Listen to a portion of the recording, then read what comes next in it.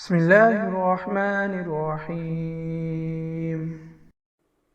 تراویح کی جماعت سنت کفایہ ہے۔ حضرت ابو ہریرہ رضی اللہ تعالی عنہ سے مروی ہے کہ آپ صلی اللہ علیہ وسلم گھر سے نکلے تو دیکھا مسجد کی ایک طرف صحابہ کرام جماعت کے ساتھ تراویح پڑھ رہے ہیں۔ آپ نے پوچھا یہ کیا ہے؟ جواب دیا ان لوگوں کو قرآن پاک یاد نہیں ہے۔ حضرت ابی بن کعب رضی اللہ تعالی عنہ پڑھتے ہیں تو یہ لوگ ان کے ساتھ جماعت بنا لیتے ہیں۔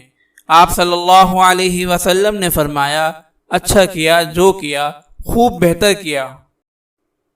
فائدہ: تراویح جماعت کے ساتھ مشروع اور سنت ہے۔ آپ صلی اللہ علیہ وسلم نے جماعت کے ساتھ ادا فرمائی۔ آپ صلی اللہ علیہ وسلم نے جماعت کے ساتھ پڑھنے کی تصویب فرمائی۔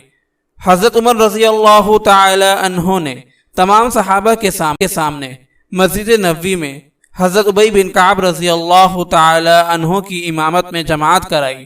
اسی طرح حضرت علی رضی اللہ تعالی عنہ نے جماعت کرائی۔ اس کے بعد صحابہ کرام رضی اللہ تعالی عنہم کا اس پر عمل رہا، پھر تابعین کے دور میں بھی اس پر عمل ہوتا رہا۔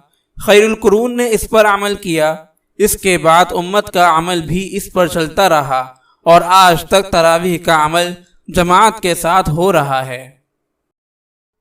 اگر آپ اس صدقہ جاریہ میں شامل ہونا چاہتے ہیں تو چینل کو سبسکرائب کریں اور لائک اور شیئر کرنا نہ بھولیں۔